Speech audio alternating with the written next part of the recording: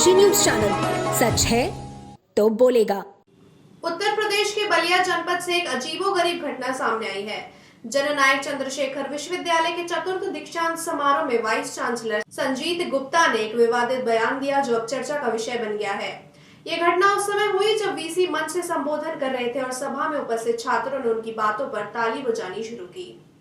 VC Sanjeet Gupta ताली बजाने से नाराज हो गए और मंच से ही छात्रों को लताड़ते हुए कहा, मैं समझ रहा हूं ताली बजाने का मतलब है जल्दी जाओ। इसके बाद उन्होंने और भी तीखे शब्दों का इस्तेमाल करते हुए कहा, यहाँ मैं सबको समझाने नहीं आया हूँ, मैं समाज को बदलने नहीं आया हूँ, मैं समाज को नहीं बदल सकता।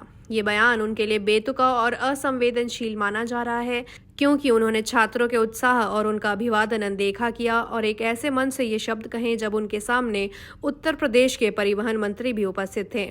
इस बयान के बाद से विश्वविद्यालय के छात्र और कई सामाजिक कार्यकर्ता नाराज हैं और वीसी के इस रवैये की कड़ी आलोचना कर रहे हैं।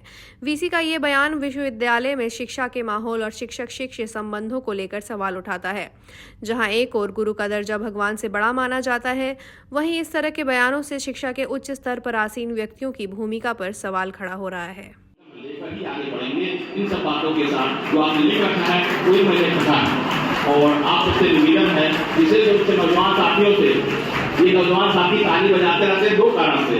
एक तो ये रहता है कि जल्दी जाओ और दूसरा ये भी रहता है कि जल्दी, लेकिन एक बात ध्यान दीजिए, मैं टीचर हूँ, इस नाते ये इस बजाने के क्रम में यहाँ तो कुछ नहीं बोल सकता, लेकिन समझता सब हूँ।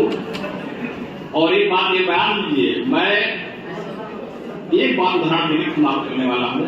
मैं यहाँ सबको समझाने नहीं आया, मैं समाज को बदलने नहीं आया और मैं बढ़ सकता हूँ। मैं समाज को बदल सकता हूँ, सबको समझा सकता हूँ। जिसको समझना है वो समझ रहा है, जिनको नहीं समझना नहीं समझ। तो जो समझ रहा है उसको शुभकामना, और जो नहीं समझ रहा है उसको भी समझे। इसके लिए